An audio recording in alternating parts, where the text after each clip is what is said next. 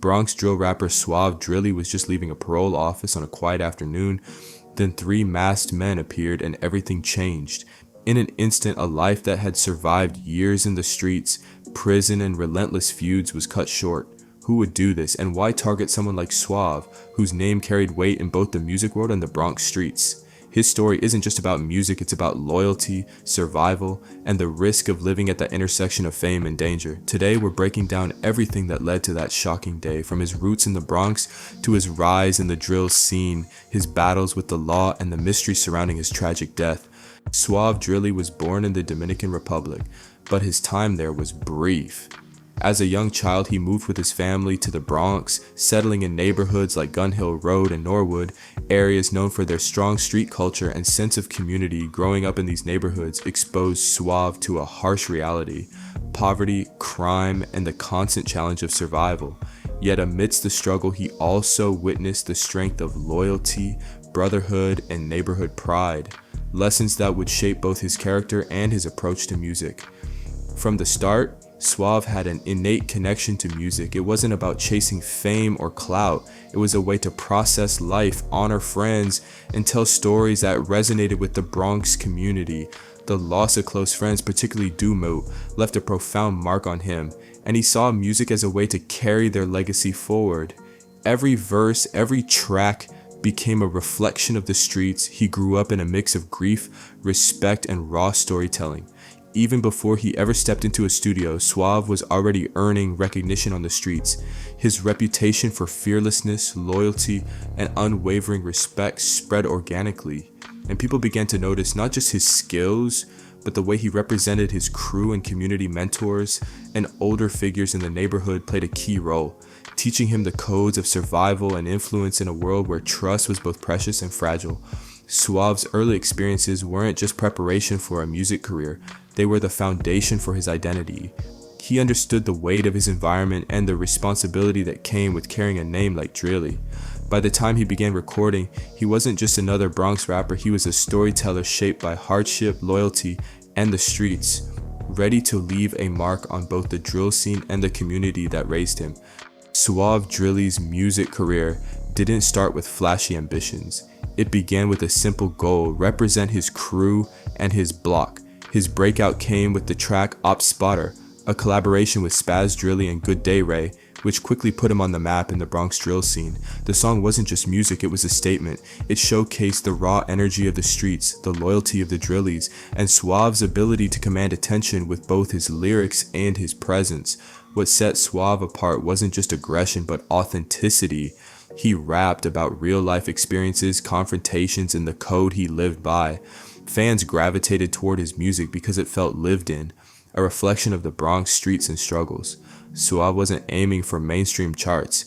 He wanted respect from his community and to carry forward the legacy of his fallen friends, including Dumo, who had inspired him to take the microphone seriously. Beyond music, Suave had a vision. He wanted success, not just for himself, but for the people around him. He spoke about opportunities for his neighborhood and about proving that life in the Bronx could produce stars without forgetting where they came from. By blending street credibility with musical talent, Suave Drilly became more than a rapper. He became a symbol of resilience, a bridge between the past losses of his community and a hopeful, loud future in music. As Suave Drilly's profile in the Bronx drill scene grew, so did the attention from law enforcement. By 2018, his name was already linked to gun charges, and over the next few years, he faced multiple arrests from attempted murder to reckless endangerment. Each time he was released, it seemed like the streets and the system were waiting to pull him back in, creating a cycle that would define much of his early career. The biggest blow came in 2022 with Operation Drillie, a special investigation targeting the Drillies and their affiliated crews. Authorities accused the Drillies of involvement in over 30 violent incidents across the Bronx, including shootings and other street crimes. 20 members were named in the indictment, painting the Drillies as one of the most violent crews in the borough.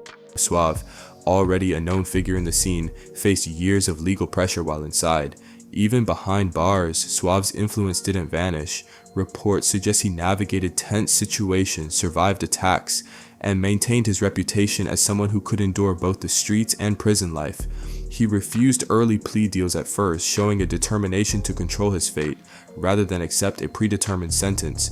Ultimately, a 4-year plea deal allowed him to be released in early 2024, having served time but still maintaining his standing in the Bronx drill community. These years shaped Suave not just as a rapper, but as a figure hardened by experience. He left prison with a renewed sense of purpose, determined to reclaim his music career while walking the fine line between survival, family, and the dangerous streets he had never left behind. Suave Drilly walked out of prison in January 2024, returning to a Bronx that had changed while he was inside. The drill scene was quieter, the streets shifted, and some of the momentum he had built with the Drillies had slowed, but Suave was ready to pick up where he left off, both in music and in asserting his presence on the block. One of his first moves after release was dropping the track Back on My Bully, a song that announced his return and reminded everyone that Suave wasn't done. The energy in his verses reflected a mix of triumph, vengeance, and urgency. The sound of someone who had survived the system and wasn't willing to back down. Social media buzzed as fans and fellow artists that dissected his lyrics, looking for hints about old feuds, street claims, and unresolved conflicts.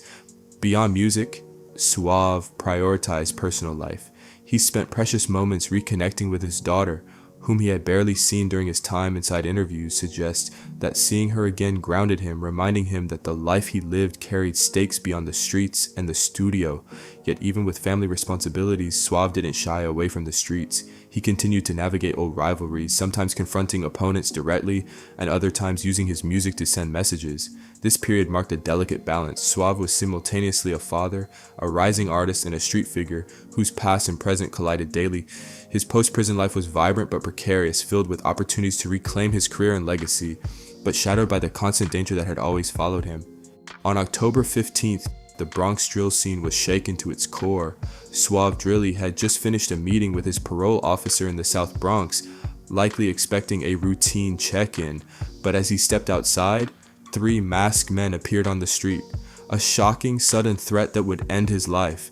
Witnesses reported seeing the attackers move quickly, and despite a passerby calling the police before the shooting, help didn't arrive in time. Suave was shot in broad daylight, collapsing on the street as the assailants fled. Emergency responders rushed to the scene, but Suave was pronounced dead at the hospital. The immediate aftermath left the Bronx buzzing.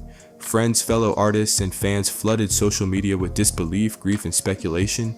Prominent names in the local drill scene like CL Blue and Lil TJ made comments that some interpreted as taunts, highlighting the complex web of rivalry and respect within the community. Rumors quickly circulated about potential motives. Some pointed to long-standing beefs in the Bronx drill scene, others suggested internal betrayal, with whispers that someone close to Suave might have leaked information about his movements. While the investigation is ongoing and no arrests have been made, the incident underscored the persistent danger that surrounded Suave's life, a world where loyalty, reputation, and survival were constantly at odds. His murder didn't just end a life, it sent shockwaves through the Drillie gang and the Bronx drill scene at large. Even those behind bars, locked up during Operation Drilly, reportedly instructed allies on the streets to seek revenge, revealing how deeply entwined Suave's presence had been in both the music and street sides of the Bronx. The news of Suave Drilly's murder sent the Bronx and the drill community into a whirlwind of shock, grief, and speculation. Fans flooded social media with tributes, while fellow artists reflected on the risks of life in the drill scene. Many highlighted Suave's loyalty to the Drillie gang and his role in keeping the crew's name alive. Even as others were locked up or lost momentum, rumors swirled about the circumstances surrounding his death. Some insiders suggested a betrayal within his own circle, sparking intense discussion online, and in the streets, reports claimed that despite the Drillies still having shooters outside, the leadership behind bars was urging retaliation, a sign that Suave's influence extended far beyond what people saw publicly. Musically, his tracks like Back on My Bully and collaborations with Suave Drilly and Good Day Ray gained renewed attention. Fans revisited his lyrics, noting references to old rivalries and street conflicts, wondering if they hinted at dangers he faced. His murder became a cautionary tale about the thin line between fame, ambition, and survival in the Bronx drill scene. For the community, Suave's death represents more than the loss of a rapper. It's a reminder of the fragility of life in the streets and the consequences of deep-rooted conflicts.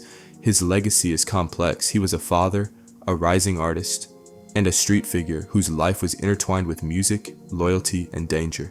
Many are left asking whether his death was inevitable or if things could have turned out differently. Suave Drilly's story is a stark portrait of ambition, loyalty, and the harsh realities of street life.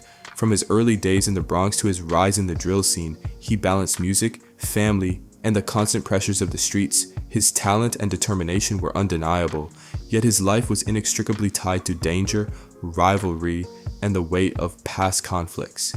His murder leaves questions that may never be fully answered. Was it a consequence of long-standing feuds, or did betrayal from someone close play a role? Could his life have taken a different path if circumstances had changed, or was this tragedy inevitable in a world where reputation and survival often clash? For the Bronx drill scene and the Drillie gang, Suave's death is more than a headline. It's a reminder of the fragility of life, the cost of loyalty, and the impact one individual can have on an entire community. His tracks, collaborations, and presence on the block ensure that even in death, his influence lives on. What do you think really happened that day in the South Bronx? Could Suave Drilly's fate have been avoided, or was this the harsh reality of his world? Drop your thoughts in the comments below. And if you want more deep dives into the stories behind the music, make sure to like this video and subscribe for the latest updates. Every click helps us bring you closer to the truth behind the headlines.